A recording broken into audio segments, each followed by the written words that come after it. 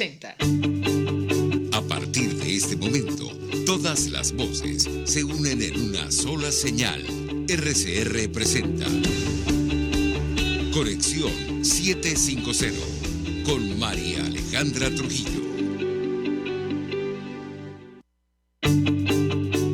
Muy buenas tardes, amigos de Radio Caracas Radio. Todo el equipo que trabaja para ustedes a partir de esta hora los saluda. Variada y abundante información que compartir y analizar, como es costumbre, la tarde de hoy. Esto es Conexión 750. Comenzamos. ¿Qué está pasando en este país? Y saludamos a esta hora a nuestro invitado Ali Daniels, quien conoce perfectamente el tema que vamos a debatir. Él es director de Acceso a la Justicia, abogado, defensor de derechos humanos. Gracias por atendernos. Muy buenas tardes. Buenas tardes, María Alejandra. Muchas gracias por la invitación. Pues varios temas que discutir con nuestro invitado. Llevamos días analizando el alcance de la visita, la primera del el nuevo alto comisionado de la ONU para Derechos Humanos, Volker Türk, y yo le pediría un primer comentario a nuestro invitado a la luz de lo que está ocurriendo, por ejemplo, con este proyecto de ley anti-ONG, como lo han denominado en Venezuela. Lo escuchamos. Sí, bueno, efectivamente la visita del alto comisionado pone en evidencia las fallas estructurales y las políticas de Estado de represión y de violación sistemática de los derechos humanos.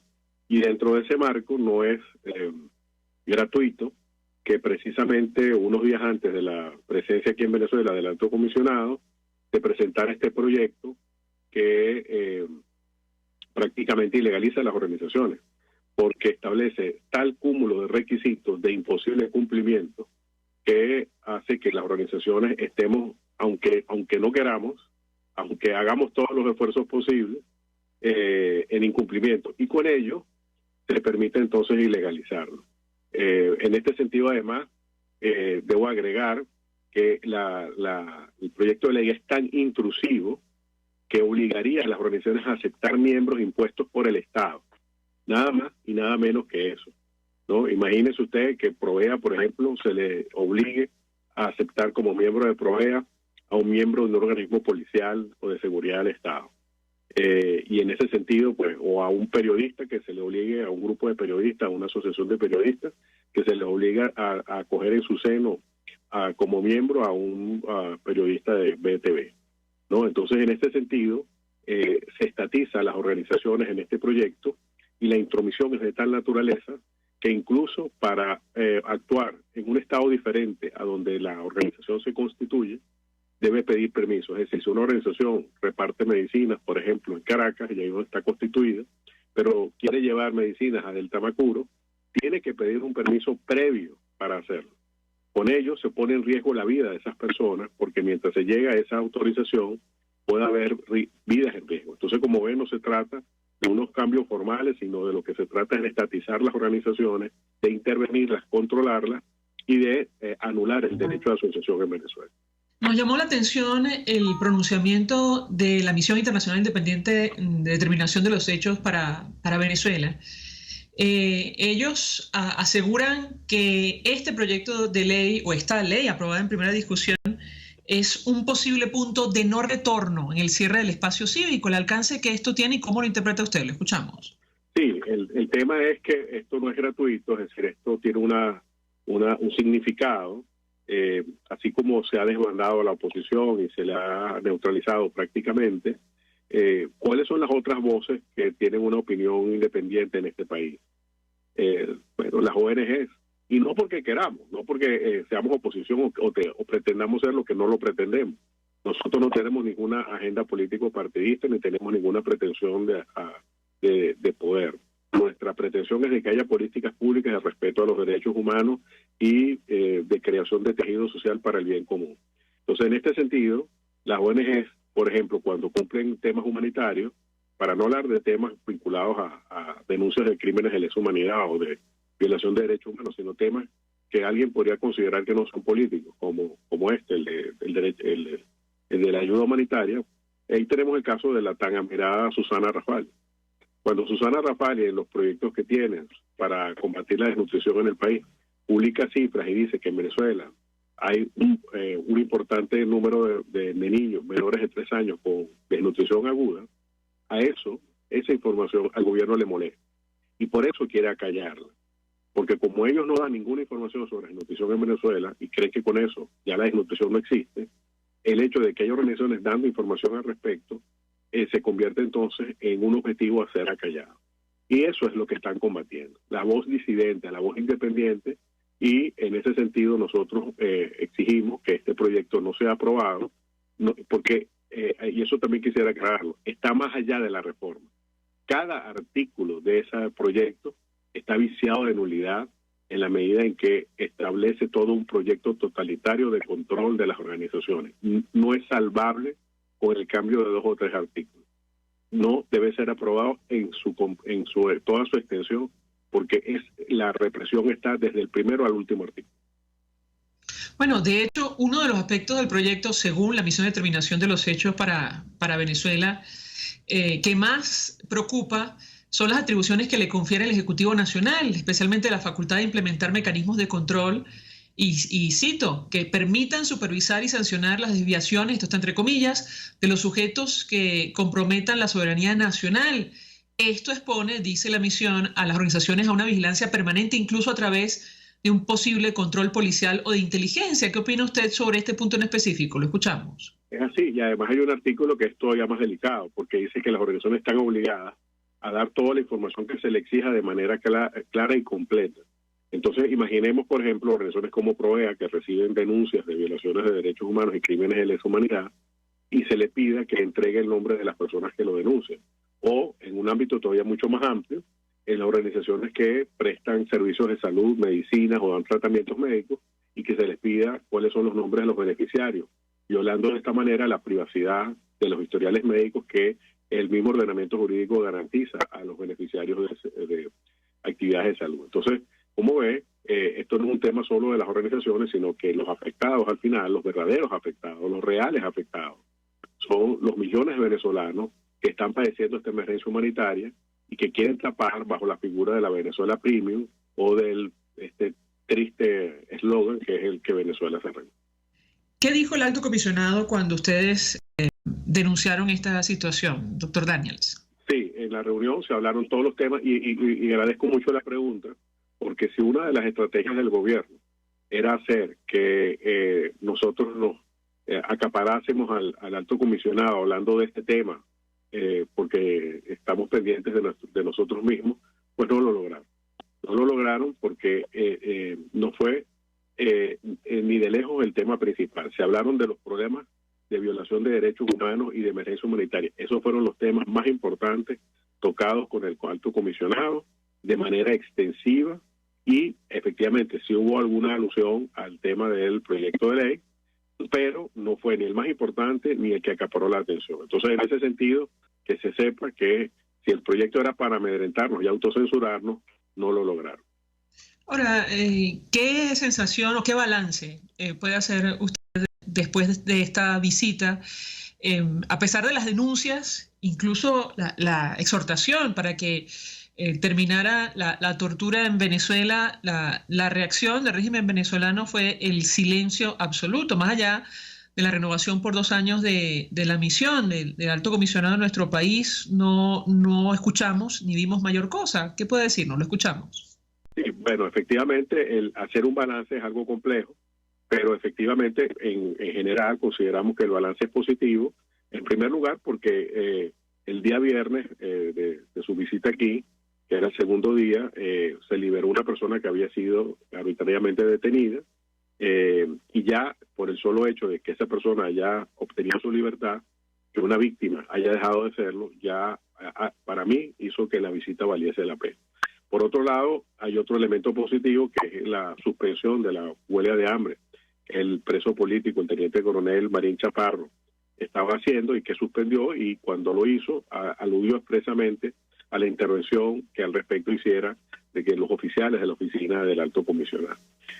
Obviamente no pretendemos que con esta visita se solucionaran los problemas del país o que se liberaran los detenidos. Hoy mismo tenemos una posible buena noticia, como es el hecho de que existe la posibilidad que haya liberación de detenidos. Ojalá sea el caso. Pero a todo evento hay que decir que este alto comisionado Se habla, por ejemplo, que Roland Carreño está siendo presentado en tribunales. Ojalá sea para su liberación. Y eso obviamente sería, de ser así, una consecuencia directa de la presencia del alto comisionado. Así lo vemos. Pero en todo caso quisiera señalar que en la visita del alto comisionado muestra que se trata de un estilo diferente al de la señora Bachelet, más diplomático, quizás un poco más florido, pero en todo caso, al final, lo que nos interesa es que a los funcionarios de este nivel hay que juzgarlos no por lo que dicen, sino por lo que hacen. Y así haremos.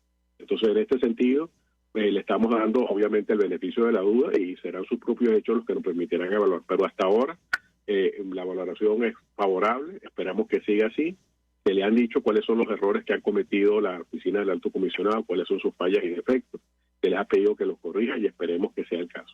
Tenemos que hacer una pausa para ir a publicidad. Al regreso quisiera referirme con el doctor Ali Daniels a las recientes declaraciones de Nicolás Maduro sobre una nueva reforma al Poder Judicial, tema que ustedes conocen perfectamente en acceso a la justicia. Vamos a la pausa. Al regreso venimos con...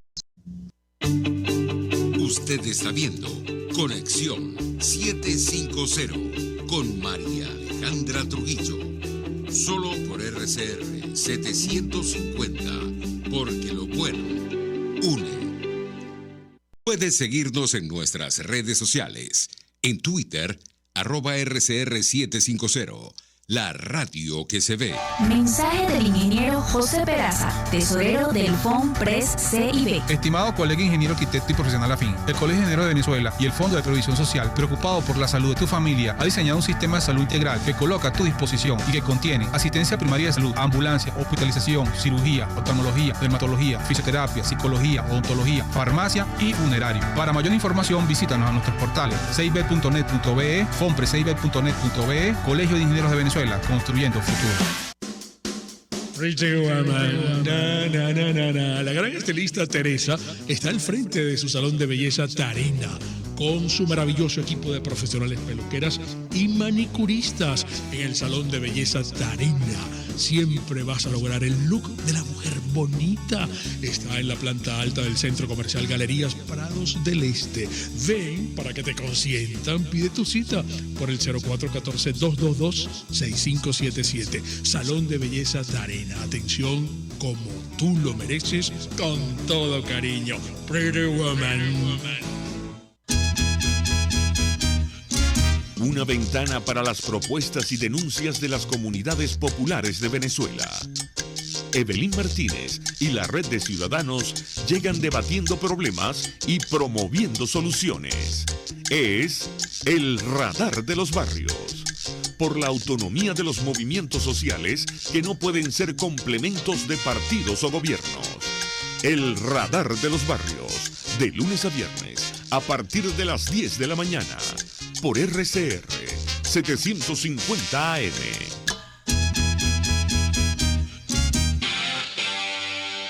RCR 750 AM. Porque lo bueno une.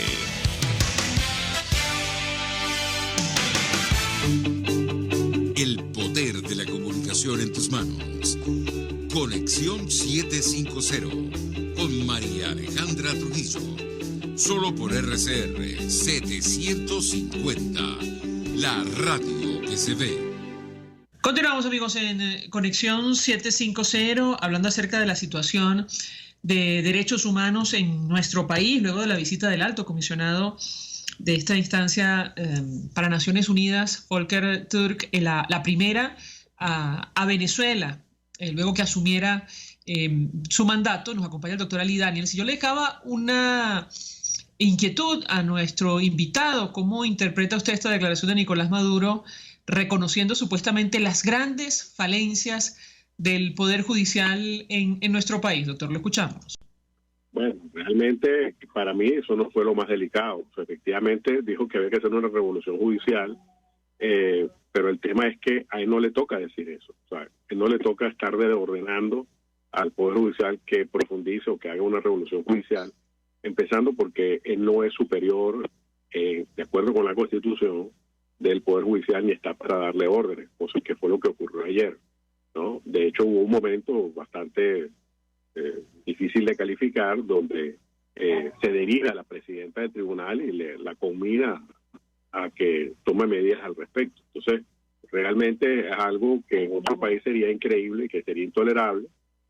Además, debo decir que el gobierno tiene tan cooptado al Poder Judicial y lo tiene tan controlado que no se le ha ocurrido nada mejor que mandar de embajador a la CPI para que defienda al gobierno a un magistrado del Tribunal Supremo, el señor Calixto Ortega.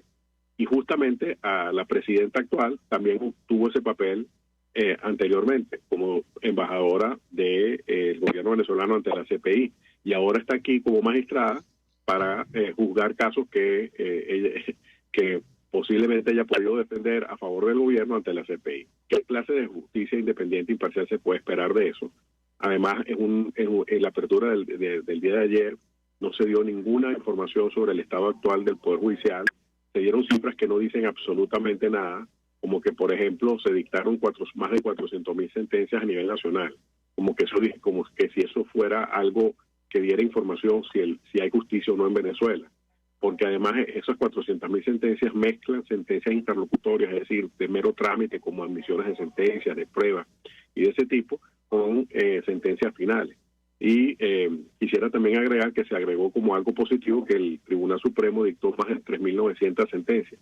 Para que tengamos una idea, yo busqué las estadísticas de hace 20 años, en 2003, y en el año 2003 solo la Sala Constitucional dictó más de 3.000 sentencias.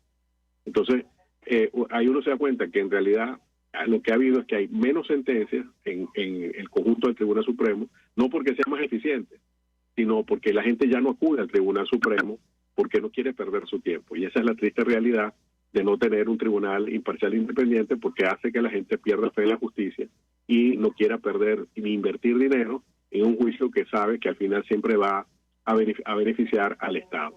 Ahora, nos llamó la atención esta declaración tomando en cuenta que ellos acaban de designar un Tribunal Supremo de Justicia, si me permite, a la medida. ¿Qué opina usted sobre este tema?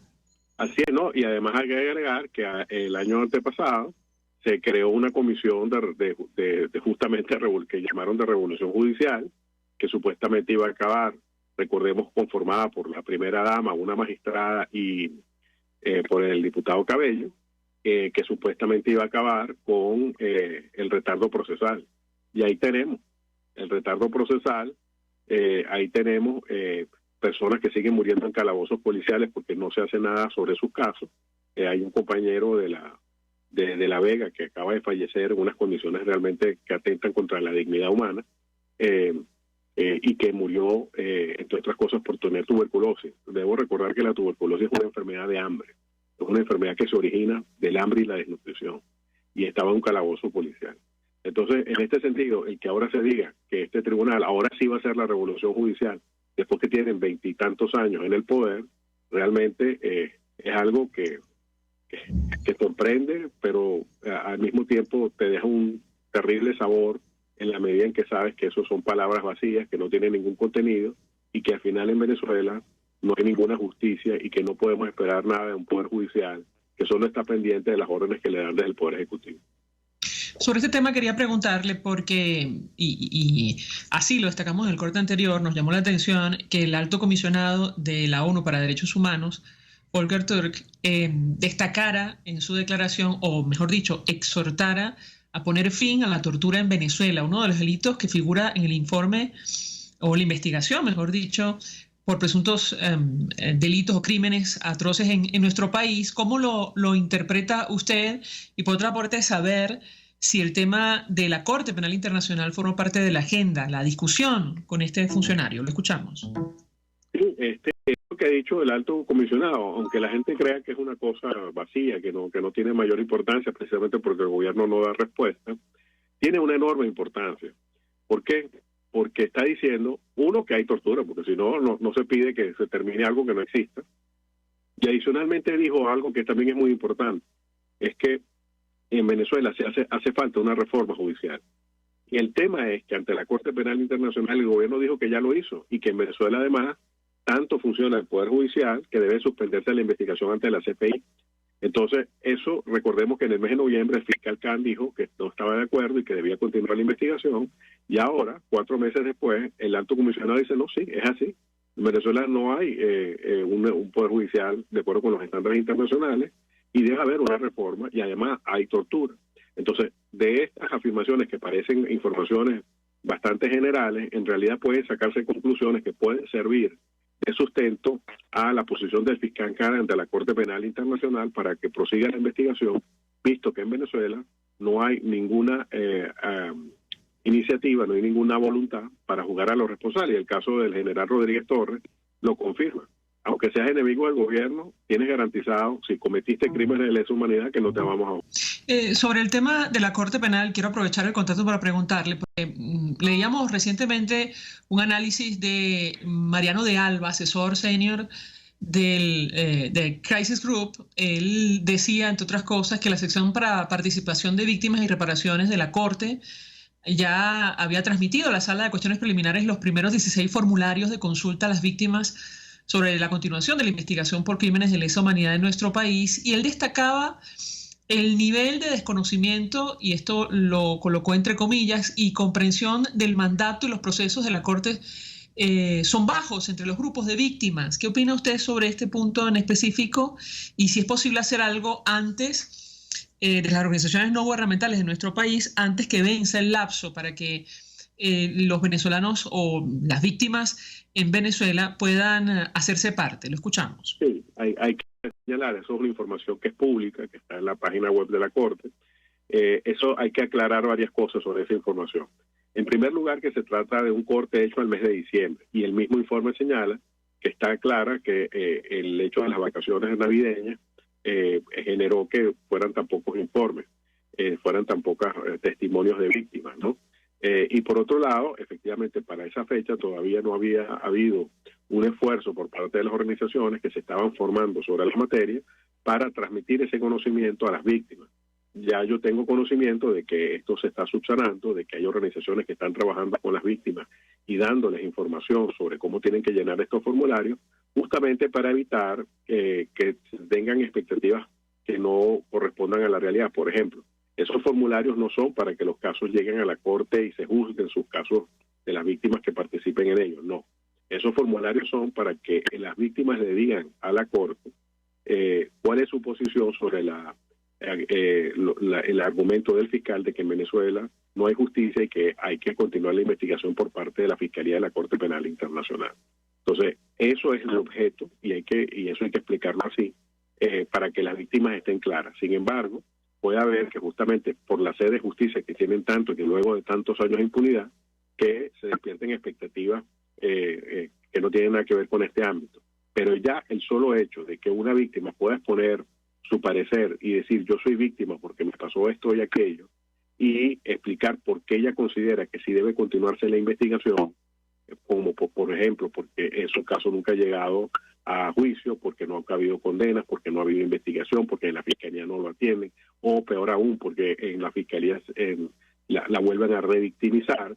Esa información es muy valiosa porque es una información actual, y eso es lo que quiere saber la Corte. ¿Cuál es el estado actual de los casos y si efectivamente los tribunales hacen su tarea o si por el contrario son otro instrumento de represión? Entonces, esto es a lo que está destinado este formulario, y le puedo decir que hay un esfuerzo por parte de muchas organizaciones de que las víctimas estén informadas. Eso se está haciendo y esperemos que en el futuro el número aumente y que además se haga de acuerdo con los parámetros que la Corte exige.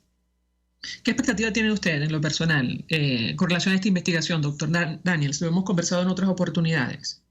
Y bueno, lo hemos dicho desde el principio, la estrategia del gobierno con la investigación en la Corte Penal es una sola, y es interponer cuantos recursos sea posible para retrasar lo más posible, ganar la mayor cantidad de tiempo en el proceso y así hacer que las víctimas se desesperen y que tiren la toalla. Pero estamos hablando de personas que tienen años padeciendo lo que es ser víctima de crímenes de lesa humanidad, y le puedo asegurar que por lo menos con las que yo he estado en contacto, todas ellas tienen el ánimo intacto y esperemos, y además están claras de que esta es la estrategia del gobierno. De modo que en este sentido esa estrategia no nos va a milanar, pero hay que tener en cuenta eso, de que ese es un proceso que va a durar años, que no es una cosa que va a durar de un día para otro, que no va a generar consecuencias de un día para otro, pero es un proceso que está moviéndose y esperemos que luego de que en abril se terminen de procesar todos los elementos que se están haciendo para esto, ocurra como ya ha ocurrido en Afganistán y en Filipinas, donde la Corte, ante la posición de los gobiernos respectivos de que se suspenda la investigación, ordenó que continuase la misma. Esa es nuestra expectativa, que la Corte decida a favor de continuar con la investigación. Eso lo conoceríamos este año, ¿correcto? Posiblemente, pero debemos entonces alertar de que aún en ese caso el gobierno puede apelar, porque precisamente no le interesa que haya justicia, sino retrasar el proceso. Entonces hay que estar claro que eso es lo que va a ocurrir y simplemente hay que mantenerse firme en dar información a la Corte para que el proceso continúe. Doctor Ali Daniels, 1.000.000 de gracias por atendernos, acompañarnos estos minutos. Director de Acceso a la Justicia, expresando opinión y análisis acerca del tema que debatimos en esta parte del programa. Vamos a la pausa. Al regreso venimos con más. Estás en sintonía de Conexión 750 con María Alejandra Trujillo. Solo por RCR 750. Porque lo bueno une. Puedes seguirnos en nuestras redes sociales. En Twitter, @RCR750. La radio que se ve. Mensaje del ingeniero José Peraza, tesorero del FONPRES CIB. Estimado colega ingeniero arquitecto y profesional afín, el Colegio de Ingenieros de Venezuela y el Fondo de Previsión Social, preocupado por la salud de tu familia, ha diseñado un sistema de salud integral que coloca a tu disposición y que contiene asistencia primaria de salud, ambulancia, hospitalización, cirugía, oftalmología, dermatología, fisioterapia, psicología, odontología, farmacia y funerario. Para mayor información, visítanos a nuestros portales cib.net.be, fonprescib.net.be, Colegio de Ingenieros de Venezuela, construyendo futuro. Y ahora quiero hablarte de la estación de servicio del Club Hípico, esa misma frente al Terras Plazas. Te invito a que la sigas en su Instagram, @bpterrazas, donde en su historia están informando permanentemente la dinámica diaria en cuanto al servicio de surtido de gasolina. Con todos los mecanismos de pagos, la bomba Terrazas del Club Hípico cuenta con una gran tienda de conveniencia donde podrás encontrar todo lo que necesitas, tanto para ti como para tu carro, y también con atención de baterías Duncan. Estación de servicio Terrazas del Club Hípico. Calidad y servicio de primera clase.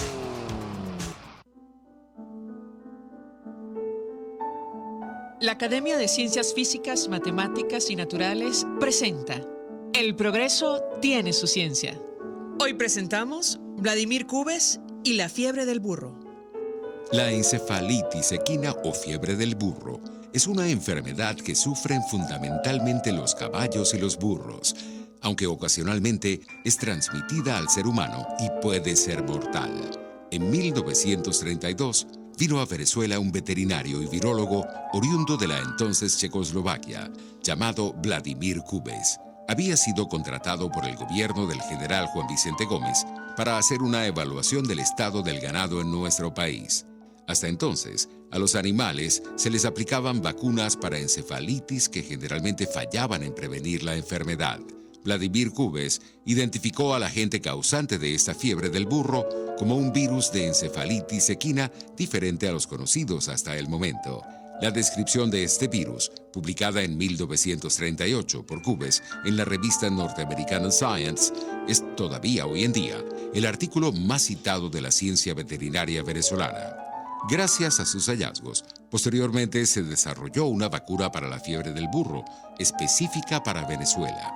Actualmente, cuando se detecta una epidemia de encefalitis equina venezolana en el ganado equino, se procede a vacunar al ganado para prevenir epidemias que puedan generar transmisión hacia el hombre.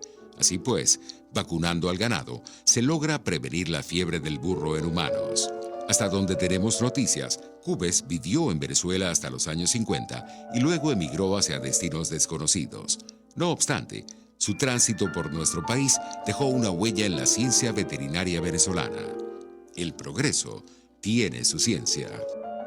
La Academia de Ciencias Físicas, Matemáticas y Naturales presentó El progreso tiene su ciencia. Hola, soy Blanca Rosa Mármol de León, magistrada emérita del Tribunal Supremo de Justicia. Les invito a sintonizarnos junto a Thais Peñalver los martes de justicia al mediodía en Buen Provecho. Conéctese con nosotros en @RCR750 y buen provecho. RCR 750 AM. Porque lo bueno une.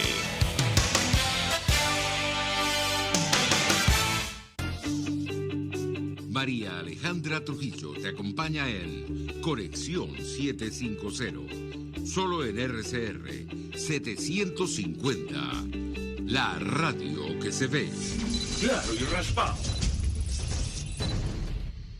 Continuamos, amigos, en Conexión 750 y a esta hora saludamos a nuestro invitado Pablo Zambrano, quien es secretario ejecutivo de FETRASalud. Gracias por atendernos. Buenas tardes. Gracias a usted por abrir esta ventana a los trabajadores sanitarios de Venezuela.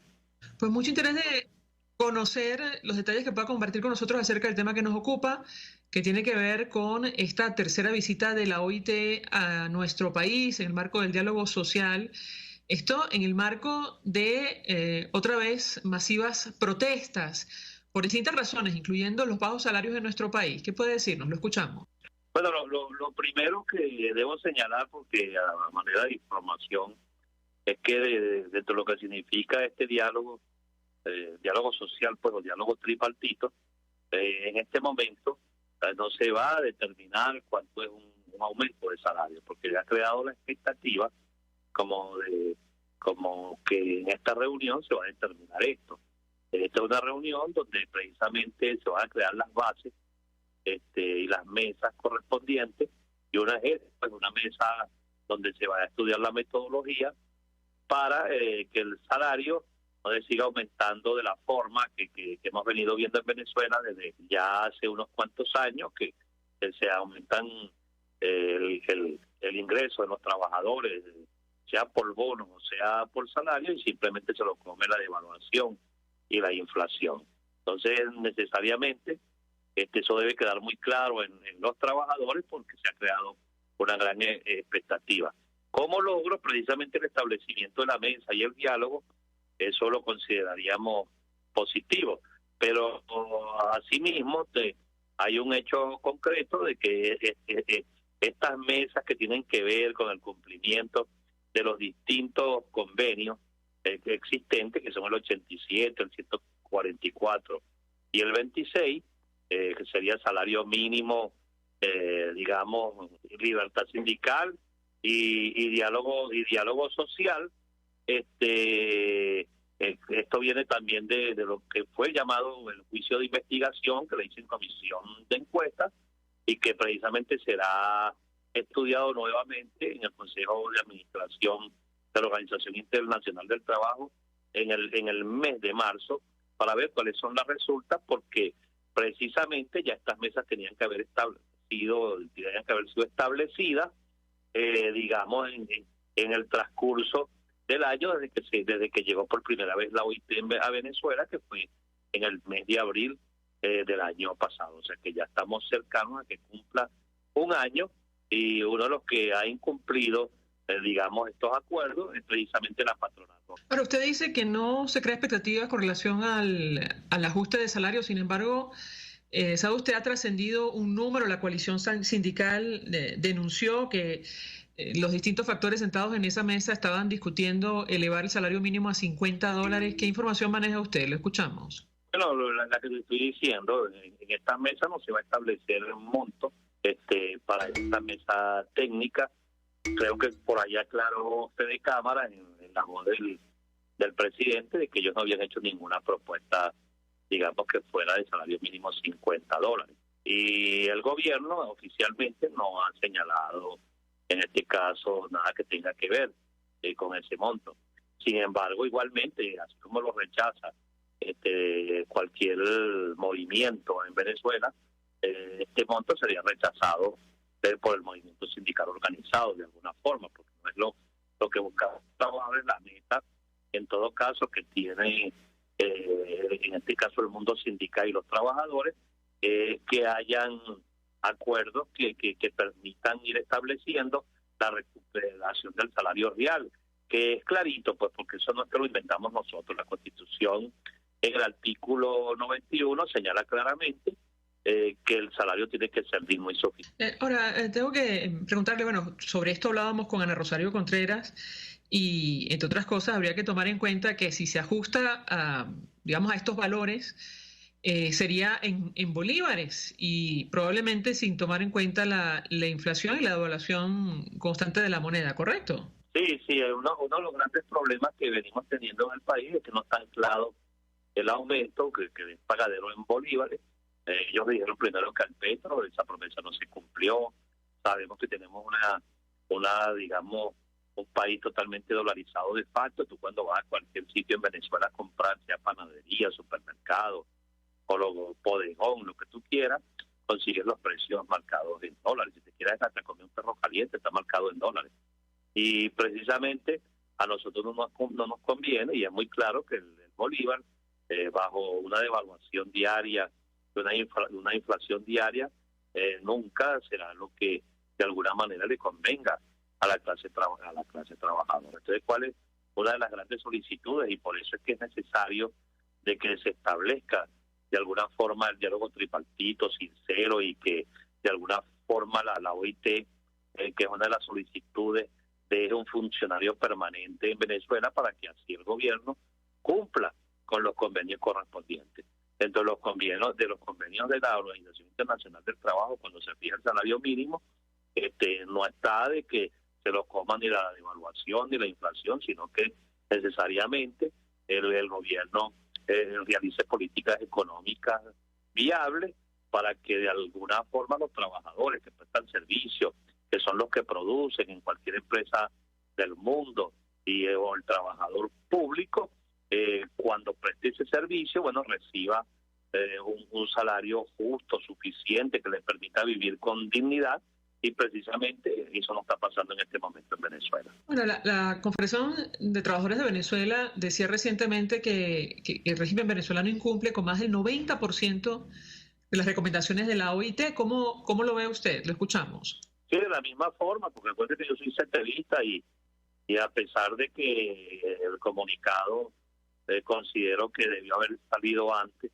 o el mismo día que llega la OIT, porque estas reuniones tienen ya, digamos, desde el mes de abril, no han cumplido, pues, hasta este momento, y a la prueba están las manifestaciones en Venezuela que existen, de las que, en este caso, yo soy uno de los representantes.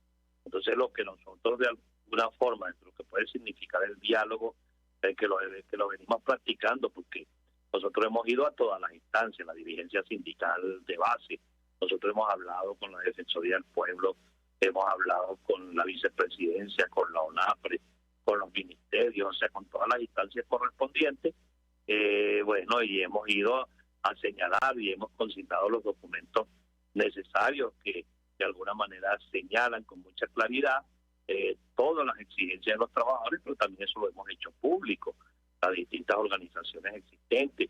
O sea, hay un reclamo y hay un reclamo de los trabajadores venezolanos. ¿Y cuál es el punto? El principal, precisamente es el salario, porque si tú no tienes un salario digno y suficiente, no puedes tener un contrato colectivo tampoco justo, jubilaciones y pensiones justas, prestaciones sociales con su respectivo fideicomiso, y no puedes protegerte tú como hombre trabajador o mujer, y tampoco puedes proteger a tu familia. Si me permite nuestro invitado, tenemos que hacer una pausa para ir a publicidad. Al regreso quisiera referirme al papel de la OIT.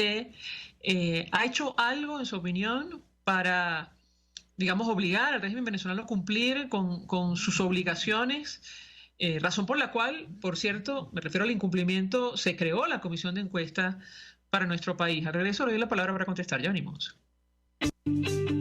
Escuchamos Conexión 750, solo por RCR 750, la radio que se ve.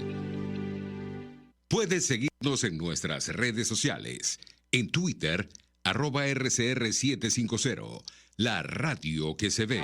Mensaje del ingeniero José Peraza, tesorero del FONPRES CIB. Estimado colega ingeniero arquitecto y profesional afín, el Colegio de Ingenieros de Venezuela y el Fondo de Previsión Social, preocupado por la salud de tu familia, ha diseñado un sistema de salud integral que coloca a tu disposición y que contiene asistencia primaria de salud, ambulancia, hospitalización, cirugía, oftalmología, dermatología, fisioterapia, psicología, odontología, farmacia y funerario. Para mayor información, visítanos a nuestros portales cib.net.be, fonprescib.net.be, Colegio de Ingenieros de Venezuela, construyendo futuro.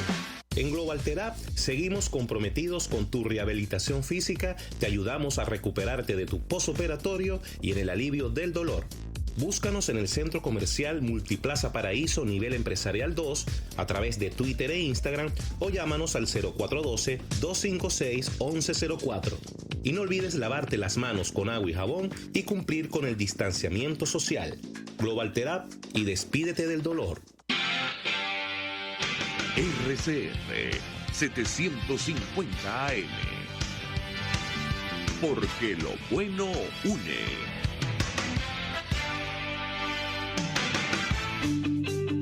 El poder de la comunicación en tus manos. Conexión 750 con María Alejandra Trujillo. Solo por RCR 750. La radio que se ve. Continuamos, amigos, en Conexión 750 conversando con Pablo Zambrano, quien es secretario ejecutivo de FETRASalud, acerca de la tercera visita de la OIT a nuestro país en el marco del diálogo social. Yo le dejo una inquietud a nuestro invitado, si piensa que la Organización Internacional del Trabajo ha hecho algo o puede hacer más para presionar o obligar al régimen venezolano a cumplir con sus obligaciones, tomando en consideración que justamente esa actitud provocó la creación de una comisión de encuesta para nuestro país. Lo escuchamos. Bueno, fíjate, cuando hablamos de la Organización Internacional del Trabajo, donde convergen patronos públicos y privados, hoy digo, en este caso gobiernos, pues Venezuela está Fedecámara y trabajadores en una situación mundial, pues, digamos, son bueno, infinidades de países que pertenecen a la organización, pero o sea, están a la OIT y están agrupados. Nunca podemos criminalizar el diálogo. No hace mucho vimos que en las uniones de México participaron los actores, digamos, de los partidos políticos y llegaron inclusive a acuerdos que todavía no se han cumplido y que la esperanza también, en este caso, de los trabajadores que lleguen a ese curso, porque son supuestamente o van a ser, digamos, dirigidos hacia áreas sociales como la salud, la electricidad y otros. En este caso, estos órganos como la OIT siempre son lentos, pero de alguna forma ya hay establecido un diálogo tripartito y bueno, nosotros en la calle, los que estamos en las bases permanentemente, tenemos que igualmente con las presiones que venimos ejerciendo, lograr que el patrono, en este caso el gobierno, porque algo que también hay que informarle a la gente, indistintamente de estas reuniones que se dan, el gobierno se reserva legalmente el derecho de ellos a aumentar, o sea que a la final son consultas. Y este órgano tiene las instancias, de acuerdo a la investigación que se hizo a través del juicio de la comisión de encuestas, para establecer formas y que cumplan de alguna manera con los convenios digamos, existentes y con las peticiones que en este caso estamos haciendo patronos, en el caso de Cámara, y por supuesto trabajadores. A propósito de la visita del comisionado de Naciones Unidas para los Derechos Humanos, ¿cómo lo evalúa nuestro invitado, sobre todo en lo referente a lo que viene ocurriendo con el salario de los trabajadores en Venezuela y la persecución que arreció, por cierto, días antes de su llegada a nuestro país? Lo escuchamos. Bueno, es muy importante pues esta visita, cuando eso demuestra, cuando viene un personaje como el que vino, demuestra que en Venezuela, bueno, hay presos políticos, pues, y hay reclamos que tienen que ver con la violación de derechos humanos. Ahí vimos la participación de Hugo Medina por parte de los jubilados. En este caso yo puedo decir que por parte de los jubilados venezolanos, donde señaló cuál es la situación de un sector que solo recibe el salario mínimo como ingreso, o sea, después de trabajar 35 y 40 años, y tuvieron otros actores que de alguna forma fueron a informar a este alto comisionado de la situación que estamos viviendo, de esta profunda crisis que a la final deriva de una confrontación política donde los caídos simplemente no están en la guerra. Entonces, es importantísima esta visita. Seguiremos los trabajadores en la denuncia, seguiremos en la calle protestando, seguiremos exigiendo, y por supuesto nunca vamos a criminalizar el diálogo. Creo que eso no podemos hacerlo, creo que es una forma también de buscar soluciones, y seguiremos nosotros, porque no nos vamos a cansar, realizando las actividades que presionen, en este caso la patronal gobierno, y que de ellos no dan las respuestas correspondientes. Esto por supuesto también les dará un costo político. Le pregunto a Pablo Zambrano sobre la situación de los trabajadores en el sector salud. ¿Qué puede compartir con nosotros? En el caso de los docentes es, una situación francamente complicada, precaria, y creo que se repite en el caso de todos los trabajadores de la administración pública. Lo escuchamos. Sí, es la misma situación de todos los trabajadores públicos venezolanos. Recuerda que la salud es el movimiento, digamos, es la vanguardia del movimiento venezolano, sindical venezolano. Nosotros inclusive en pandemia no dejamos de protestar, no dejamos de reclamar y tampoco dejamos de trabajar por lo que significó el COVID-19 para Venezuela y el mundo. No podíamos de alguna manera abandonar los pacientes. O sea, fue una lucha que se ha mantenido, la incorporación y el liderazgo que en este momento ejerce el magisterio venezolano es muy importante, porque juntos simplemente somos más y somos más fuertes. Y pues ahora el problema es el mismo, la misma situación, salarios de hambre, miseria, pero nosotros en este caso trabajamos con la vida humana, e igualmente faltan los insumos, las infraestructuras están digamos deterioradas, el problema de los ascensores, está la luz del día, ambulancias. O sea, es una crisis generalizada, tanto asistencial como laboral, la que vivimos nosotros en nuestro sector. Finalmente se puso sobre la mesa la posibilidad de una paralización indefinida en distintos sectores. ¿Qué opina usted? ¿Cuál es la posición de FETRASalud sobre este tema en específico? Lo escuchamos. Lo primero, que no puede parar a una sociedad que está movilizada. Y cuando vemos sectores como el nuestro en salud, donde se han cerrado infinidades de servicios, se han ido por precisamente el tema del salario, se han ido a otras latitudes, infinidades de trabajadores, tanto médicos como profesionales, técnicos, obreros. Eso mismo pasa en educación. Eso hay que verlo con mucho detenimiento. Aparte que en el caso nuestro, ejerceríamos el derecho a huelga, y hablar de un paro es una cuestión que tiene que estar muy bien discutida, porque ahí entrarían no solamente los sectores de la administración pública, también entraría el sector privado, y tiene que haber un acuerdo para que esto tenga el efecto que de alguna manera se tiene. Se tuvo en algún momento en Venezuela, una vez hubo un paro cívico, eso fue en el gobierno del presidente Chávez. Entonces, para nosotros en este momento eso no es lo conveniente. Creo que dentro de la estrategia, la movilización, ejercer el derecho a la protesta, son pasos que vamos a seguir dando. Y por supuesto vienen reuniones del movimiento sindical organizado, en este caso federaciones, sindicatos y gremios, donde nosotros estableceremos la estrategia que más les venga a los trabajadores, porque hasta este momento lo que hemos venido haciendo ha demostrado que hay una gran fuerza, digamos, del magisterio, de la salud y de otros entes, los universitarios, que están en la calle con mucha fuerza reclamando derechos. Es decir, en principio no está de acuerdo, eso en primer lugar, y en segundo lugar, ¿cómo interpreta usted? En este momento no es momento para eso. ¿Cómo interpreta usted la indiferencia, la absoluta indiferencia del régimen venezolano ante las protestas y las justas reivindicaciones de los trabajadores? Lo escuchamos. Bueno, una cosa es que se hagan los indiferentes, que simplemente se hacen, pero ¿a quién no le va a preocupar los trabajadores en la calle, en este caso masivamente? Tienen que preocuparles.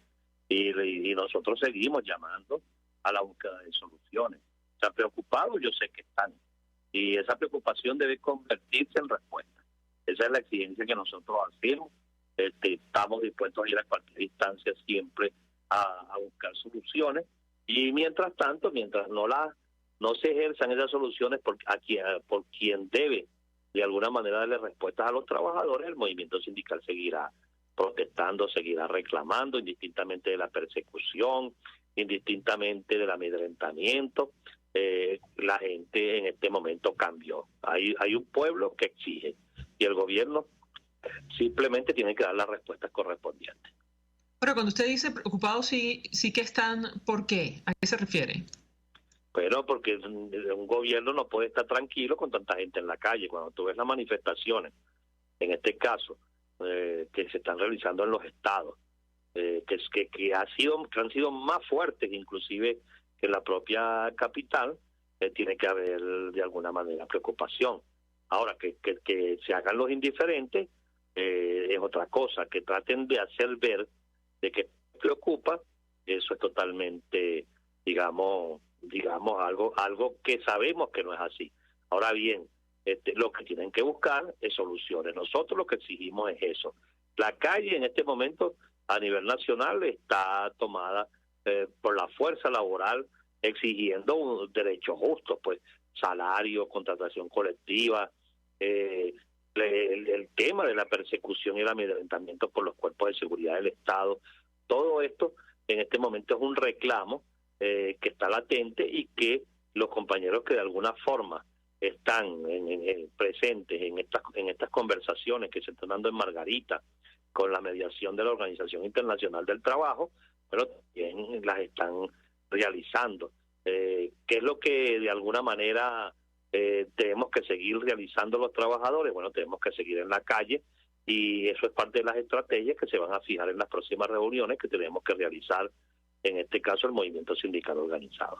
Pablo Zambrano, gracias por atendernos, acompañarnos estos minutos, secretario ejecutivo de FETRASalud, expresando opinión, análisis acerca del tema que debatimos en esta parte del programa, que tiene que ver con la tercera visita de la OIT a nuestro país en el marco del denominado diálogo social. Nosotros nos despedimos, lo hacemos a nombre de Jaime Nestares, de la Dirección General de la Estación, en la gerencia de producción Catherine Manzano, en la producción Jay Pacheco, en los controles Gregorio González, quien tuvo el placer de acompañarles, María Alejandra Trujillo.